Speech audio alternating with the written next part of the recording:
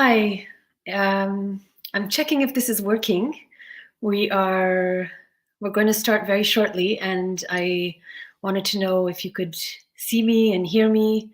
If you would comment and say hello, that would be wonderful to know that um, that you're there. And um, so so please say hello if you're watching, and if you want to say where you're watching from, that would be really great as well.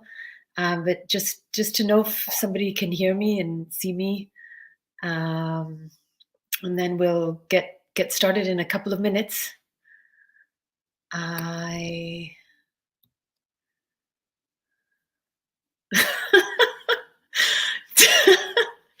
Oh, sorry. So I've got Tammy on hold to come and join us, and she says hi from Petrico in the private chat. Oh, great! I see people here. Wonderful. Hello, Jessica, Samantha. Hi. Hello, Frank and Lisa, Dub. Oh, wonderful. Oh, Karen. Yay, from Wati, from Nashville. Wonderful. From Petrico. Selena. Hi. Oh, great.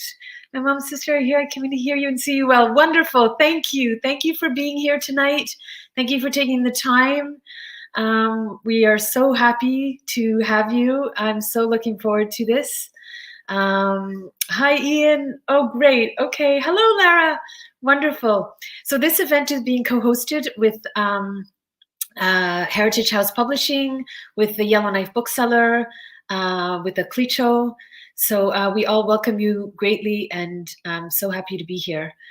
I will, okay, it's 7 o'clock. So I will leave you with a little slideshow of the canoe trip. It's the audio will be from the Jimmy Bruno drummers and Jimmy Bruno School, and the photos are from images that I took on the Trails of Our Ancestors canoe trip. So I'm going to leave you with that, and then we'll begin. Colleen, wonderful. Oh, Shawinigan Lake, Lenore, great. Dean, hi. Okay, thank you for being here. Here we go. Oop, I lost you. Okay.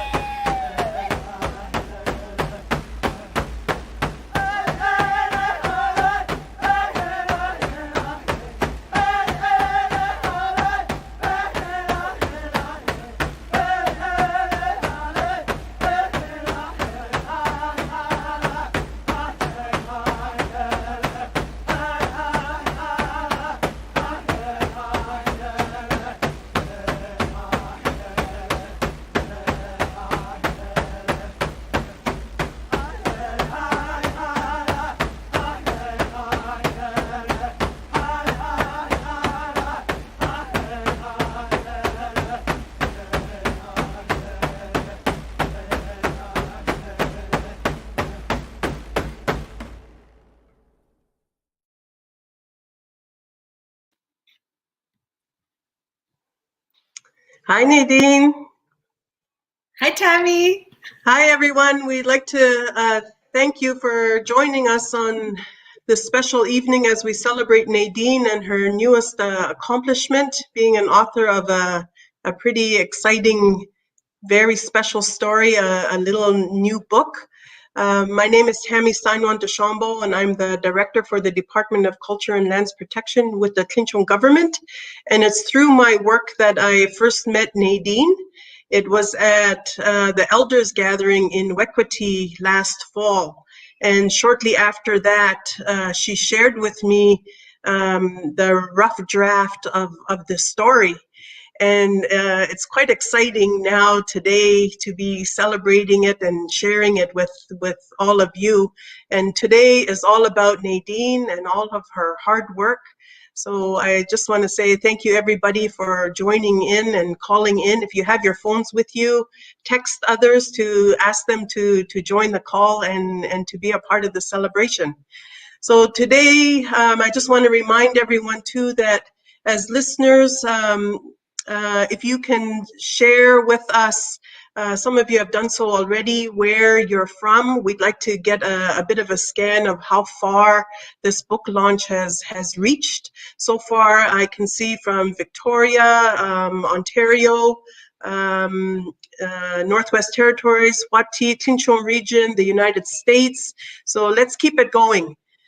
So if people leave a comment or ask a question, we have Kiana standing by to put people's names in a draw for the book. So please keep that coming and participate, help us celebrate. Don't forget to say where you're from as well. So today we're celebrating Nadine Neema. Nadine began working in Wequity in Northwest Territories in 1999 as the band manager in Wequity. She then worked with the negotiating team leading up to the Clinchon government under Chief Negotiator John Bizot. Afterwards, she started a career as a singer-songwriter, but has maintained a strong bond with the community of Wequity through helping with workshops and other special projects over the years. So Nadine has also been invited, and that I was telling then, and all of her work, she has become like a family member to many people in Wequity. So here is our newest author, Nadine Neema. Messy. So friends from Wequity, please send comments so I could see that you're there. Masi Cho. I would like to thank you, Tammy, for being here with me, and thank all of you for being here. I want to start by acknowledging that I'm broadcasting from the unceded lands of the Kanien'kehá:ka Nation. Tiohtià:ke, or Montreal, is historically known as a gathering place for many First Nations, and I respect and hope to honor that tradition.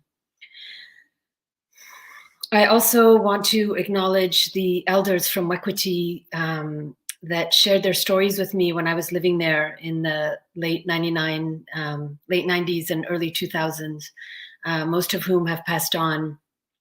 But whose stories are in my book, and I'm very grateful and honored for all of their teachings. So I want to do a few more thank yous before we continue. I want to thank especially the people of Wequity, the youth in Wequity who have inspired this story, all of the people who took me in over 20 years ago and made me feel like family. Thank you, Masi. Thank you to the elders there. Thank you to Joseph Judas, who was the chief while I was the band manager, who wrote the foreword to this story. I want to thank also Heritage House, everybody at Heritage House Publishing who are online now, especially Leslie Kenny and Lara Cordick. Thank you so much. Thank you to Archie Beaverho, who this is the painting. Oops. Over here behind me. That one with the canoe. Everything is backwards on this. I want to thank Archie Beaverho, who did the painting for the cover and all of the illustrations inside the book. It was really a joy and pleasure to work with him. And to the Yellowknife Bookseller, who's co-hosting this event, thank you. And to all of the Clicho, thank you very much. So I guess I will.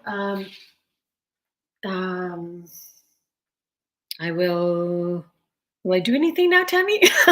No, so Nadine, this is the first book that you have written, and I really find this book to be extra special, maybe because it's of the Chinchon people, my people, and of our region. And I just feel that ever since when I was at university and doing a history paper, and I found very little on our people. So now when things like this, resources come out, especially that can be used in the school, for me, it's quite exciting.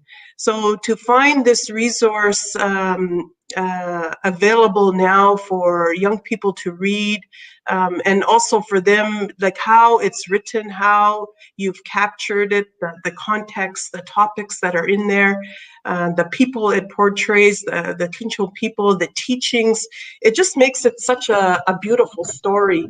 So I just wanted to say again, Nadine, thank you for that. And if you don't mind, maybe you can start by sharing a little bit of the beginning.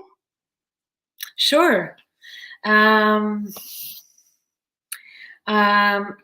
guess I'll do a quick overview of just to set the context.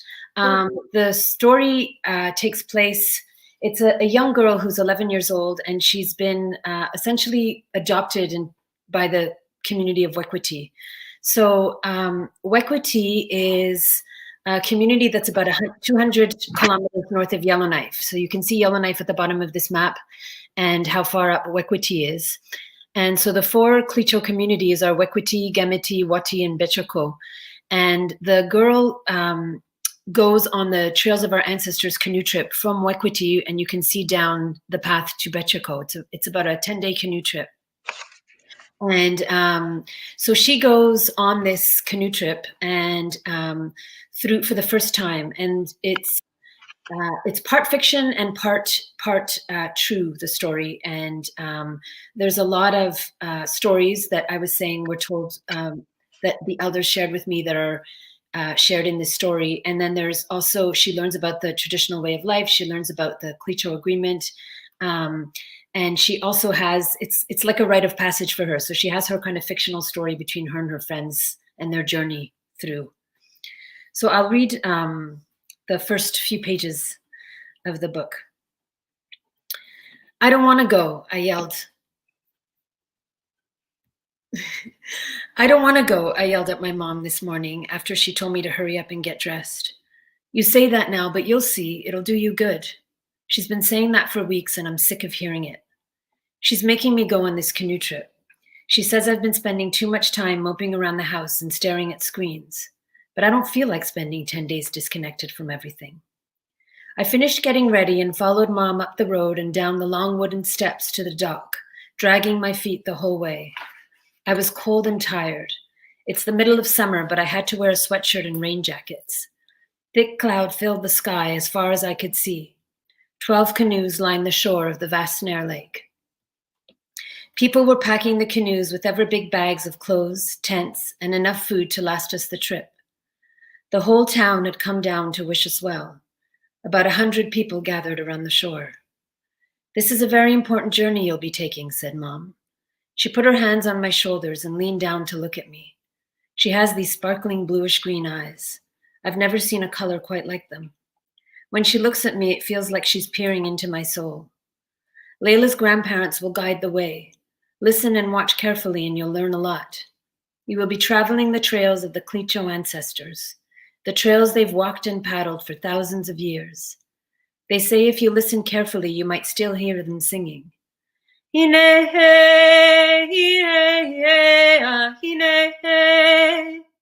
didn't want to listen. I didn't want to care. I wanted to stay mad at my mom and walk away without saying goodbye. I wanted her to feel bad. I wanted to stay home watching movies, not be out here in the cold. But I'm going to miss her. And deep down, I know she just wants what's best for me. So I hugged her tightly, burying my face in her long wavy hair and taking in her scent. Her skin is so soft, her arms wrapped around me like a warm blanket. Then I suddenly pulled away when I felt tears coming. This will be my first time away from my mom for so long, and my first time sleeping out on the land since Uncle Joe died. Nadine, in our region, we've been very lucky that we've been able to have the annual canoe trip since the 90s, I believe it was. So many people have had the privilege of participating in at least one canoe trip along the trails of our ancestors. Myself, I've had the privilege of participating in a few, and each was very special in its own way and even spiritual. Were the two canoe trips that you completed spiritual experiences for you as well? And if so, how? Very much so. I think they're probably one of the most spiritual experiences I've had, one of the most holistic experiences I've ever had. So I've done many different things to, I've done 10-day meditation retreats, and I've done yoga retreats, and I've traveled around the world, and I've done so many different things, experiences, and things to have kind of spiritual experiences. It's one of the quests I've had most in life, let's say. And the Trails of Our Ancestors has been one of the most profound experiences of them all, because it just combines everything. It's like it combines the meditation of paddling hour after hour, and portaging, and just doing the same repetitive things, but in a way that is so connected to the land and to the earth and to where we come from, and amidst this incredible untouched beauty and raw land, and knowing that we're traveling the trails that so many people traveled for so long, the same trails and hearing the stories at night of how it used to be, and the community aspect of it as well, and the physical and mental strength of going through it. It isn't an easy thing either. So it was very, very, very spiritual, very, very profound experience for me. There's a whole kind of spiritual thing that goes through this book as well. I guess so the Wekwati graveyard is a place that I got to know quite well, because we used to do a lot of picnics there when I lived in the community. And leaving Wekwati on the canoe trip on the way to Betchako, our first stop was the Wekwati graveyard, where we stopped to pay respects to the people that have passed and to pray for a safe journey. And so I'll read a passage about that first stop that we do. Sure. In the middle of the graveyard is the prophet's grave. In the center is a tree surrounded by an unstained wooden fence, the same height as the others. The pickets of the fence are thin and circular instead of rectangular like the other ones. We were standing around the grave when Layla started talking. I could tell it was an interesting story, but before she could go on, everyone gathered around to pray. The chief talked for a while in Clicho. Then he began the rosary and everyone joined in. That went on for a bit, the chief praying and everyone responding. It's so musical the way they pray. Then everybody went quiet and bowed their heads. I'm not sure what people say in these silent prayers. Layla started whispering. My mom told me that years ago there was a man who helped a lot of people around here. Alice and I huddled in closer. They say the man had visions of a rosary long before the priests came and converted our people. They say he used to sing and his wife would dance, and that his singing made the stars dance too. She motioned to the tree at the center of the grave. You see how the bottom branches are tiny? Alice and I looked at the bottom of the tree. Then we looked up to the top and back down. We both nodded. The top of the tree looks like a pretty Christmas tree, whispered Alice, but the bottom looks like a small upside-down awkward one. Yeah, the tree almost looks like a cross, I said, staring at it with my head tilted sideways. Shh! I felt someone tapping my shoulder. It was Layla's grandma. Everyone else still had their heads down. Prayer, she said, then bowed her head again. We put our heads down too. I wish I could hear what people are thinking in these moments. After about a minute, I looked up at Layla, really wanting to know the end of the story. She shook her head. I'd have to wait. Wow, that's beautiful. We have a question from Mary Tiger, and it's the same question that I have as well. Nadine, what inspired you to tell your story through the writing of a book? Well, there's a long answer and a short answer. The very short answer is that the youth of the canoe trip in 2013 inspired me to write this story.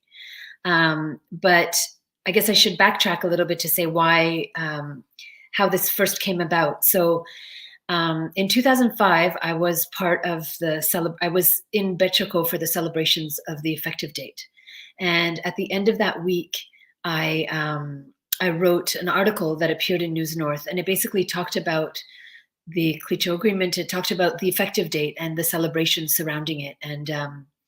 And so years later, when I started an artistic career, and I was talking to John B,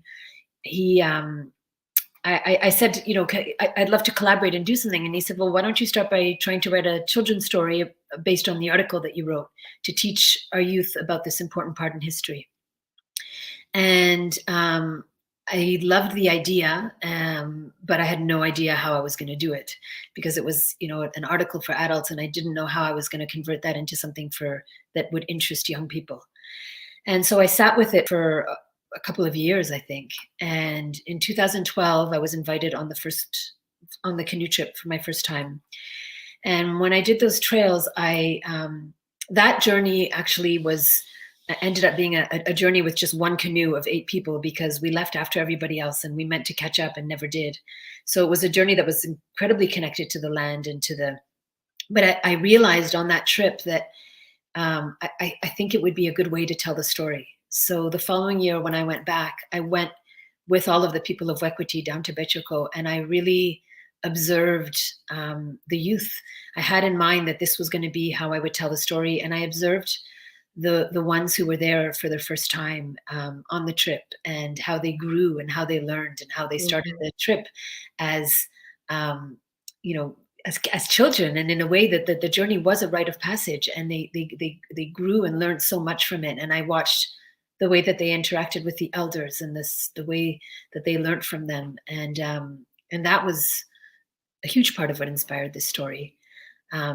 As well as the stories I was talking about from the elders. So in my last part of being when I was the band manager in Wekwiti, I bought a video camera, and I thought it would be good to film the elders that were there at the time about how the community started, because they were the ones that started the community. And so I asked them a lot of questions, and I've since given the recordings back to Wekwiti, but I wanted to do something to share those stories. And so they also inspire a lot of the book, because they're part of the stories that are told by Layla's grandparents during the evening campfires.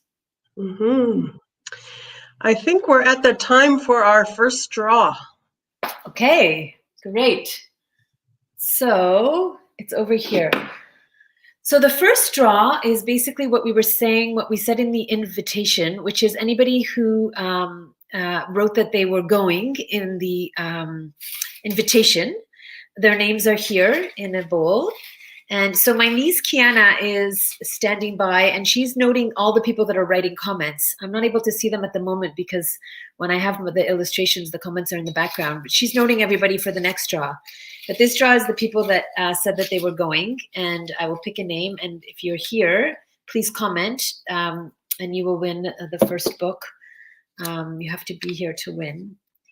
So Adrian Wills, are you here? If you're here, please say that you're here. Adrian Wills, and you will. Oh wow, that's I just popped over. That's a great question. Yeah, it is. Okay, so Adrian Wills, I don't think. So the next one here that I've just pulled is Deb Julian. Deb Julian, are you here?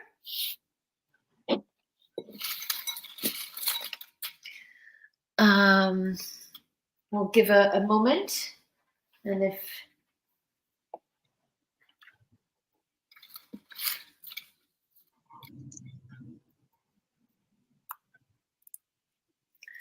Okay. Jessica Painter. Or Pain. Oh, Kiana, you're writing. Are you here? I'm going to get to somebody who's here.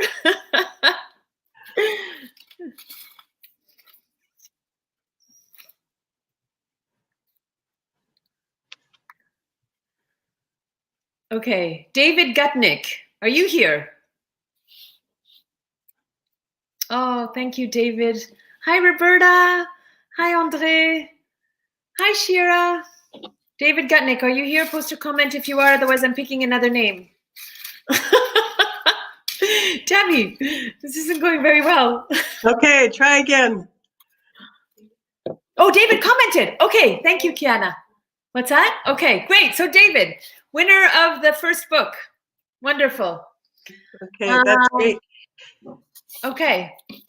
So I'd like to ask a question relating to the characters, and then we'll come to Lenore's question as well. So the first one I'd like to ask you, Nadine, is how did you come to think of the characters? Are any of the characters real life people from the community of Wekwiti or even from your own family? Oh, that's a great question. I mean, they're all great questions. Yes, definitely people from the community and people from my family have inspired the characters. There's no one character that's one person, but there are parts of people that are found. So a lot of the youth that were on that canoe trip in 2013 are the ones that inspired so the main character is a young 11-year-old girl, and there's her two best friends and the young cousin. Those four characters are very much inspired by the youth that were on the trip. And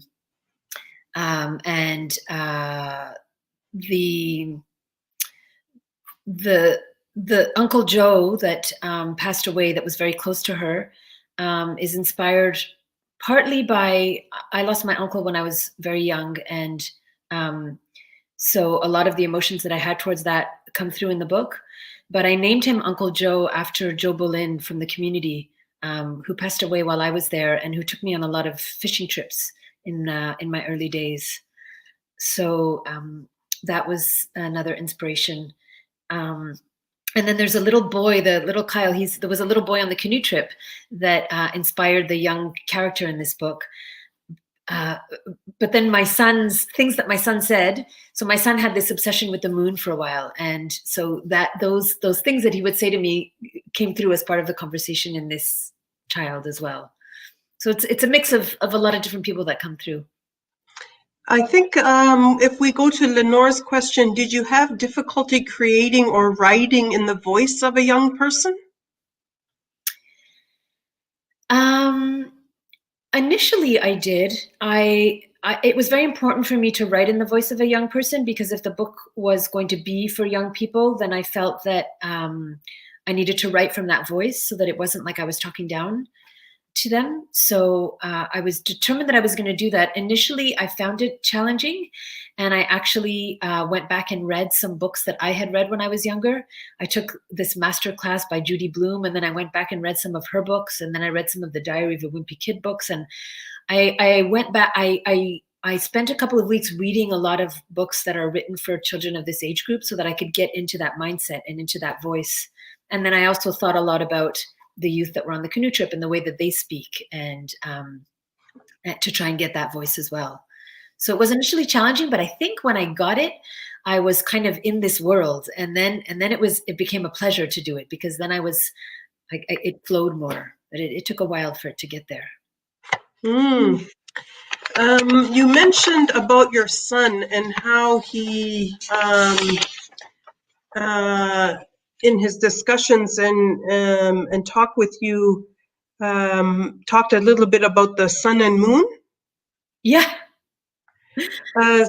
So there is a little short but sweet passage about the sun and moon in your story.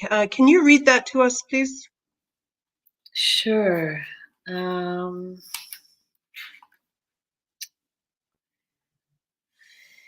Okay, so he says, so then we ran around the island on the soft cushion of moss. Little Kyle noticed that the moon was already in the sky. Look at the moon, he said. Why are the moon and the sun in the sky at the same time? Auntie Rosaline answered, the moon and the sun are secretly in love. They are very shy, and in order not to show their love, one appears during the day and the other during the night. But sometimes they cannot resist, and they need to look at each other's faces, so they both come out together. That's beautiful. Yeah. As a singer-songwriter, you have a gift for writing songs. About 20 years ago, you wrote a song for the community of Wekwati. Would you mind sharing that song with us? I would love to. So the song is called Ayuwole. And in the very beginning, for the people here who don't speak Klicho, in the very beginning I say Ayuwole and Masi from your Nitle Gedi Jian. So Nitle Gedi is it's like a secretary. It's the name for the work that I was doing, and Jian means crazy. Okay, so here it goes.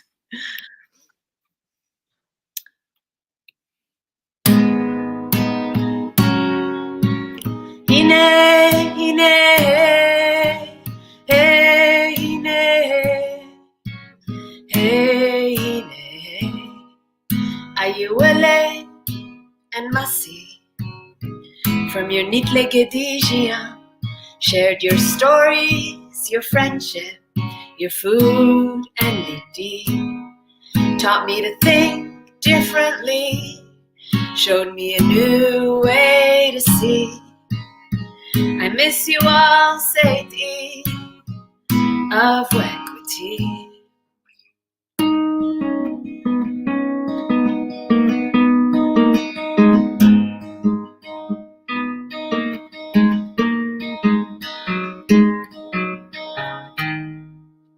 Familiar, friendly faces, enormous open spaces, higher than the tree line, the barren land places. Skidoos ride faster than the train, rushing all the way to rain.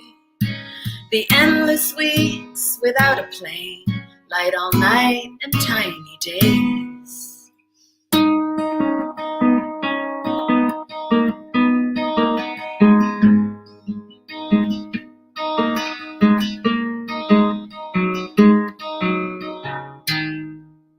A piece of bogong with bone marrow, someone yelling, Nekwon, Nekwon! Yeah, Ekwon! Endless nights of Dagawo. Miniature coniferous trees, golden green leaves, sky-high snowbanks, frozen water tanks, days of picking blueberries.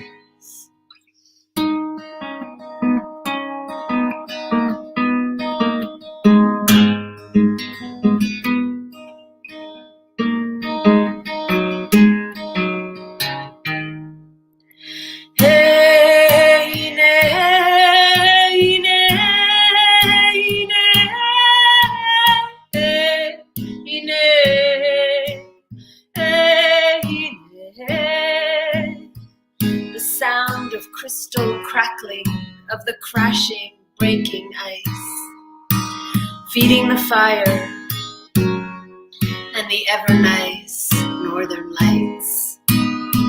But it's frightening how it's changing at the speed of lightning. From no shower or power in the community to a decade later of internet and satellite TV.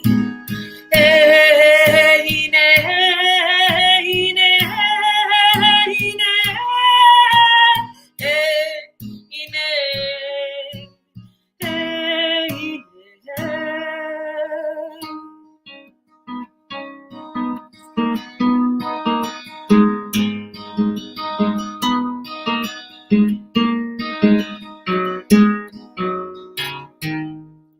Ayuwole and Masi, and may each of us be strong like two people and wise as Chief Monfrey. May our elders guide us through life's sacred journey, and may we all come together in our human unity.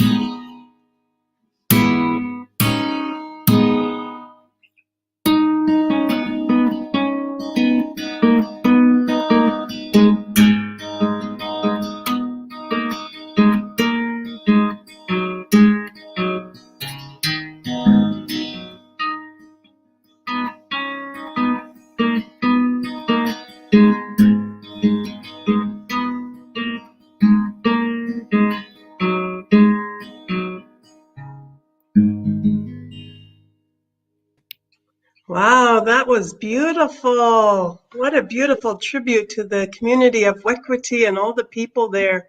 You've included so many aspects, and you can just see the seasons, like talking about the ice and berry picking and everything. Wow, I love it. That's such a beautiful song. There's a I question. always feel a little bad when I play it because Joseph Judas once told me, ever since you wrote that song about the caribou, there's no more caribou here. So whenever I think about that, I'm like, Maybe they'll start to come back now. exactly, please. Yeah. There's a question here, again from Lenore. She asked, how did writing the book compare with your songwriting? That's a difficult question. Somebody asked me that the other day, and I had never thought about it. So now I've thought about it a little bit. I think it's quite different. I, in some ways, I find it much more challenging to write a book, and in other ways, I find it somewhat easier. I think it's the initial part of writing a book is a lot more daunting because it's such a bigger task that it feels like it took me so long to even start writing it, and even the process it takes time, finding the right voice. But a lot of those things happen in songwriting as well. I find them quite different. I find with a book, once I get into the flow can it's kind of, I can sit down and write and you know, until I get to the editing process. So in that way, once I get into the flow, it gets easier. But it's a lot more challenging, I find, to edit a book than a song. It's interesting. To edit a song is more challenging in some ways because you have to really have the right word for every word. But it's, you know, the song could be much more sort of images and stuff. With the book, it's harder. I like to edit something in one sitting. So a song, you could sit down and go through the whole song in one sitting. The book, to do that, I need a good 4 hours or 5 hours to really sit down and be able to. So it's I'm still thinking about that, comparing, because in some ways I find them two very different things. You know, they both entail writing, but it's kind of quite a different process. Mm-hmm. Yeah. So when we look back at the story that you've written, your book, there's a lot of mini stories or legends in there. Like for the passage you shared with the sun and the moon, I thought that could have been or is a legend from maybe another culture, or even of the Kincho culture, because there are stories like that similar. Are you in any of the characters in your book? I think I probably, parts of me are definitely in some of the characters. The most obvious one to me is in the main character, the young girl Jules. Her search for understanding the creator and death, and that's something that I guess I've since I was very young, I started to question a lot, to try to understand what happens after we die, and to try and understand God more, and so I've always been very interested in spirituality and in prayer, and what does prayer mean, and how do I pray, and that would be the most obvious way, I think, that I would see myself in the character. Though there's probably a lot of things that have slip through the cracks that I haven't noticed. Is there a passage you would like to share from the book that does that? Yeah, there is. So one of the things that the girl goes through is this kind of spiritual awakening herself and trying to understand. And there's a little passage in here. I just have to find it, where she attempts to pray for the first time. Like in the passage that I read earlier, she says, I wish I knew what people were saying in these silent moments, because she's never really prayed in silently. And then there's a part in the story where they're in a camp and they weren't supposed to sleep there. And so people threw bones into the fire after they ate, and they ended up sleeping there. And so now she's very worried that the big animal is going to come to her tent, and she's in her tent alone, and she doesn't know what to do. She's quite terrified.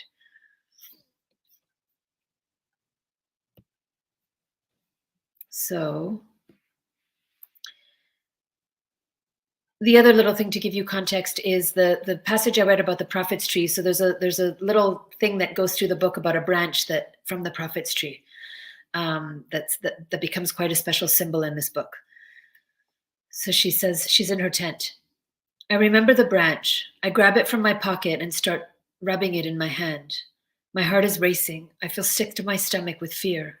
I want to run back to the fire, but I'm too scared to move. I begin to pray. I've never prayed on my own before. I'm not sure how to start. Dear Branch, I say. That sounds weird. Dear Uncle Joe. That's better, but I should include the Creator. Dear Creator, Uncle Joe, Branch, and all the ancestors watching over us. Please don't let the big animal come into our camp tonight. Please keep us safe. I miss you, Uncle Joe. Good night. I feel a little better, but I still can't sleep. My breathing is heavy. I think about the songs of the ancestors. I rub the branch on my chest. That's where it hurts. I want to sing one of those songs to help protect me, but I don't know how it goes. Wow. We were planning to do a draw here, but I think if it's okay with you, Nadine, we'll keep the two draws together for at the end. And I have another question for you. Why did you choose to tell the story through 11-year-old Jules?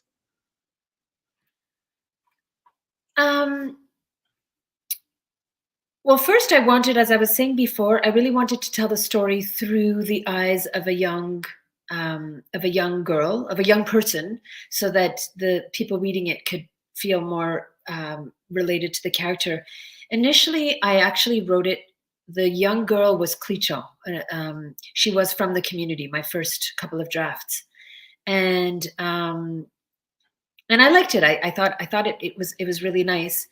But I thought about it a lot afterwards, and I decided to make it from the perspective of a young girl who's been more adopted into the community, similar to how I feel I've been, because it was a more authentic voice. It just felt like it was telling the story from a place that felt more real, because I'm not from the community.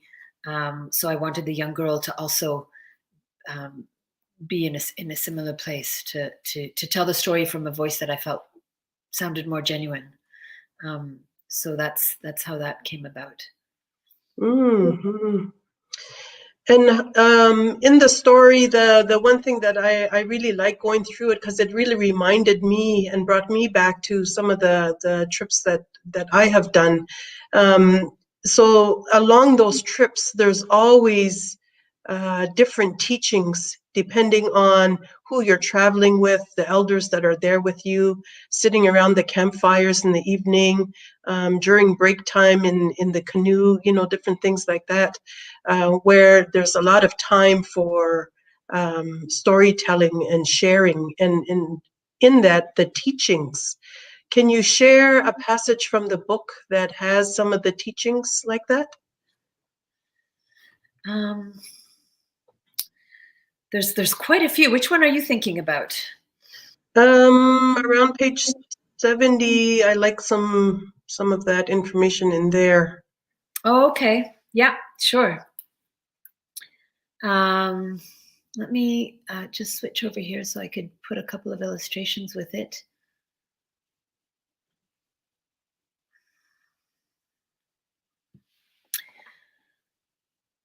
Later, Grandpa sat on a rock. Okay. Sorry, I tried to put things in order, but we've been jumping around, and now I'm jumping around. Is it? No. Here you go. These are all illustrations by Archie Beaverhoe. That just while I'm thinking about it, they so the way that we worked, Archie and I, is it's thanks to Tammy that we met, and we actually never met in person. Everything was done by text and phone, and I sent him many. I had ideas for illustrations that I really wanted for certain passages that were based on photos that I took from photos from the slideshow that we saw at the beginning. So many of these images were based on photos that I had taken, and then when I didn't have photos, but I wanted the illustrations to come regularly, I would read him the passage, and he developed the illustrations. And then I hadn't thought about a cover. And when Archie really got to know the story after he did some 50 illustrations, he had the suggestion for what the cover should be, and he drew a sketch of it, and I sent it to the publisher, and we loved it. So he ended up doing the painting. So just wanted to explain a little bit about that. So back to the passage over here. Later, Grandpa sat on a rock and told the four of us stories about life in the old days. Life is easy now, he said. Whatever you need, you can get easily. Back then, it wasn't like that. It was hard to get things. We couldn't just go to the store whenever we wanted. We had to make our own caribou jackets and pants. We used the caribou hide from August because we knew it was thick and would keep us warm. We wore the fur on the inside so we wouldn't get cold. I sat quietly, listening carefully, interested in every detail. I didn't fidget or get bored once. Before we got power and fuel to heat the place, all we had was candles and lanterns. We made our own wood stoves with 45-gallon barrels. If we ran out of candles, we had to make our own with caribou fat. To get water in winter, we had to make a hole through the ice with chisel. It was hard to get food, too. We had to catch all of our food. We caught rabbits, fish, muskrat, caribou. He named a whole bunch of animals. Now we have store-bought meat and canned foods. Now you can just put a mattress down and go to sleep. Back then you needed to have caribou hide. The world has changed so much so fast, I thought. Mom says the whole world has.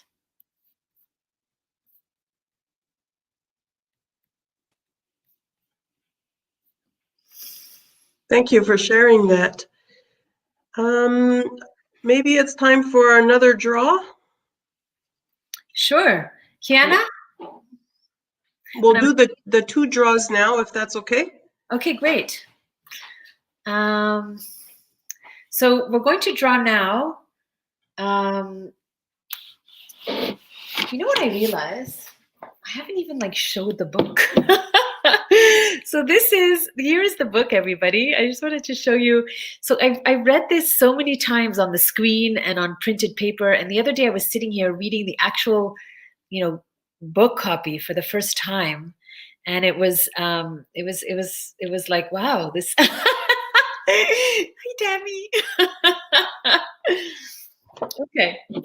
So here are beautiful. I had to show that.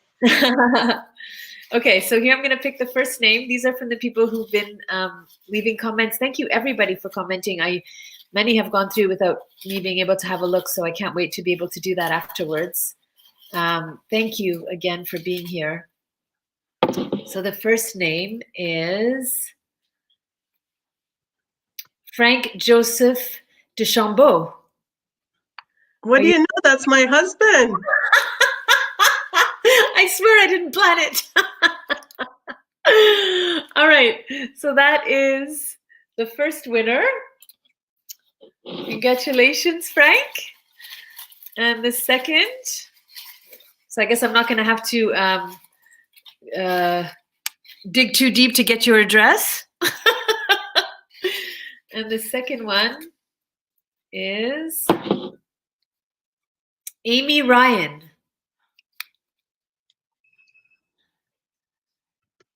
Okay, great. Amy Ryan. But Kiana was telling me that she knows who that is. Wonderful. Okay, so congratulations to both of you. You will be getting a book. Thank you. I was thinking, Tammy, when you were talking about before, when you were saying a passage that has, a story. I was thinking about the one with the mittens and the. Mm. Do we have time for a little one? Yes, yes. Yeah. Okay. Great. So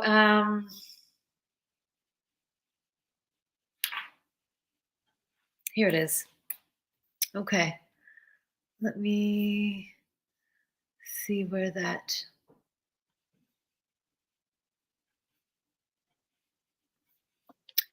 Okay. So I will do this, and I don't remember what photo. Oh yeah. Okay. Nope. Later, we went back to my camp and sat around the fire next to Grandma. We listened to Grandpa talk about Chief Momfui, one of the greatest chiefs of all times. Once he started a story, he could talk all night. Every summer, some of us Clicho travel the trails of our ancestors, the same trails Chief Momfui and our ancestors walked for thousands of years, he said. In the old days, we traveled with dog teams. When we were traveling, our parents knew the good spots for fishing and hunting, and we would camp there because that's how we ate. It was really hard in those days. We had to get enough fish to feed the dogs, too. Under their paws, they would get sores. We would make them little mittens out of caribou hide if they cut themselves on rocks. I was starting to feel sleepy. Grandpa continued. Some days, if we didn't get enough fish, we couldn't feed the dogs enough. If this happened too often, we would stay in the same place for a couple of nights to catch more fish and make sure the dogs ate and got stronger. Sometimes, when there were caribou up ahead, the dogs would notice even before we did. They would forget their paws hurting and they would start running fast to catch up to the caribou. I lay down with my head on Grandma's lap and watched the fire. Grandpa started talking about how the annual gathering this year would be different. We will finally have our own government and become owners of our land, he said. I think I drifted off to sleep because I don't remember what came next. I dreamt I was walking the trails of my ancestors. We were singing and dancing, and we could fly. Wow, that's beautiful. Nadine, do you have a message for the young people reading that are going to be reading the novel, young people in general? And what about Kinchon young people? What would you like to say to them, or if you're to give them a message? I think the first would be to write your stories. There's so much richness in your culture and experiences, and I hope that this book inspires the youth to write their own stories down and share their stories. That would be the number one thing. I know that the trails of our ancestors is already quite something that happened. It's something that happens every year, and a lot of people go. But for those who haven't, I would say absolutely go do those trails. It's such a wonderful way to learn about your history and the traditions, and so I hope that it inspires, and for other youth, I also encourage them to write their stories as well, and I hope that the book inspires, and I hope the book educates also. There's a lot of, I think it's important, there's also a lot of teachings in the book that were passed to me that I've tried to pass on, and I hope that I was able to do that. Wow, that's nice. I think another question that people are wondering, is there going to be a sequel? I hope so. I think so. I guess we'll see. But when I chose the title Journal of a Traveling Girl, the idea in my mind was that there would be different adventures of this traveling girl, that there would be different, there's a subtitle that we put in the book of this one called In the Footsteps of the Ancestors. And the idea was kind of that the journal of a traveling girl could have different adventures, and this was one of them. So I guess we'll see. Mm-hmm. So it could be in another location, in another part of the world. Is that the idea? I don't know. I'm not really clear on the idea, to be honest. I just feel like I love the idea of, I mean, I love writing. I find writing is a wonderful tool in so many ways. It's a wonderful healing tool. It's a wonderful tool for sharing, for educating. And I love the idea of writing for youth to both entertain and inspire and educate. And so it's something I would love to do more of. Mm-hmm. Um, Kiana, or Nadine, are there any questions that maybe I didn't get to? I just want to make sure that we get them in because we're almost at our time. Kiana, are there any questions that you saw go by? What what what Clicho spiritual religion? Robert Dryneck, what Clicho spiritual religion did you experience? For me, the most spiritual parts of being with the Clicho was all of the ceremonies, all of the drum dances, the hand games, the feeding the fire, the being on the land. That to me was, I mean, I also went to church and I loved the way that the Clicho pray. It really is one of the most musical things. It's very, very beautiful. So I experienced all of it. I really kind of immersed myself in it. But for me, the drums is the one that the drums and the land are the two that really, really reach me in a very, very deep place. Like I go to a drum dance and I feel it at my very core. I remember one of the first drum dances I went to in Wekwiti. I was with a group of girls that I met that have become very close friends, and they said, "You go first."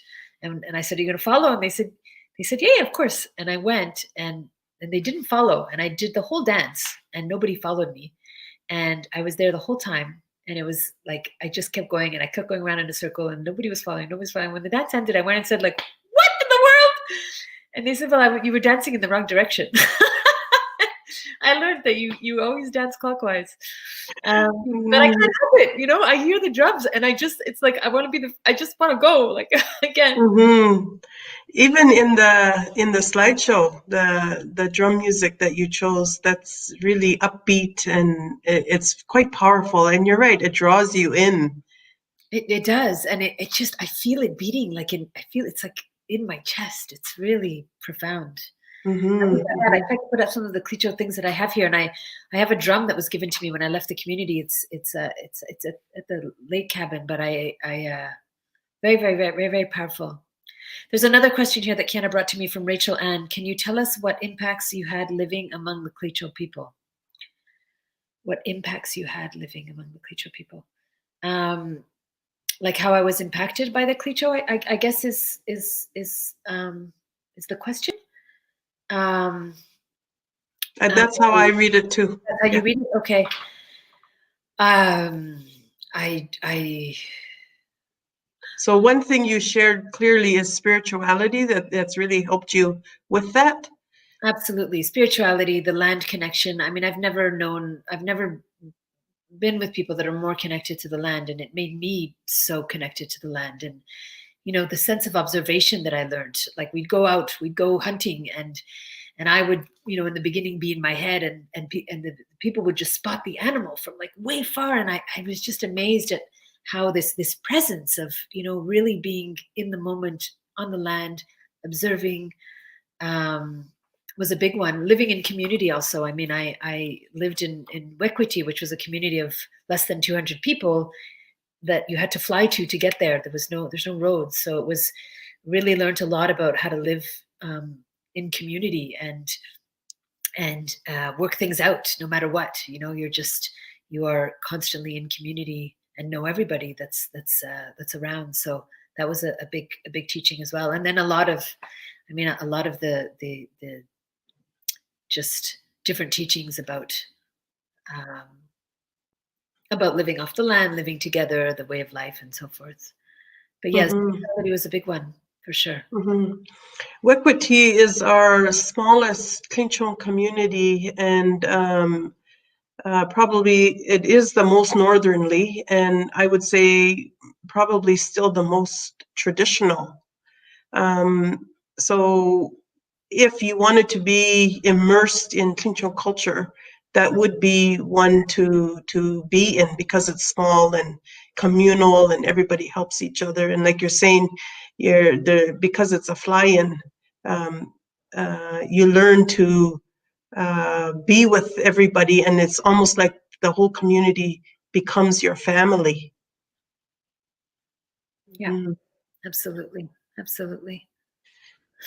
I've noticed that there's people keep asking the question, and I think it's partly answered, but I don't know if it's always answered, about where to get the book. So I just want to say that the Yellowknife Bookseller is co-hosting this event and online. So if you live in the north, if you're in Yellowknife, please write to them, pick up your copy from there. I sent, I don't know how many are left, but they have signed copies as well. So definitely, if you're in the north, please get your copy from there. Otherwise, you can, if you're in Canada, you can ask your local bookseller. I have it also on my website, neema.ca. And I believe the Clicho online store is going to have it soon. And then there's also Indigo and Amazon. But support local and support the author. Yeah, that's just something that I saw go by. I'm wondering if there's any other questions before from the people. Do you see any? Oh, and the Yellowknife Bookseller do online orders and ship as well. Okay. Okay, Nadine, I just wanted to say congratulations to you again on your first published book, and Mussy for the story and how beautifully you have written it. Sharing it here with us has been just wonderful. There's a lot of great comments in the chat there. So we look forward to working with you here at the Clinchon government on the translation of the book into Clinchon. I'm really excited about that. And also possibly creating an audiobook. So those are things we have to look forward to. I think the audiobook, especially if it's in Clinchon, then the elders can also take part in it and learn from it. And somebody reading them a story for a change in the language would be really nice. So thank you for that opportunity and reaching out to us to help you with this. Congratulations again, Nadine. We're quite proud of you, and thank you for asking me to help you in this journey. Thank you, Tammy Mussy. Thank you so much. Thank you for everything that you have done, and thank you for being here and doing this. You're welcome. Very grateful. I want to thank John Bizot also for being the one who planted the seed for me to do this and who really supported me throughout the entire time. So thank you very much. And there's so many people that I have several pages of people to thank, because there's just so many people who have been involved. So thank you to all of you. And the same slideshow that we started, which is basically photographs that I took on the canoe trip. So it'll give you you'll see kind of the real life of it. Thank you everybody for joining us. Thank you all of you for being here and for commenting and for listening and for buying the book and for participating in this launch, for spending the time with us. Thank you so much. Mussy. Mussy. Okay.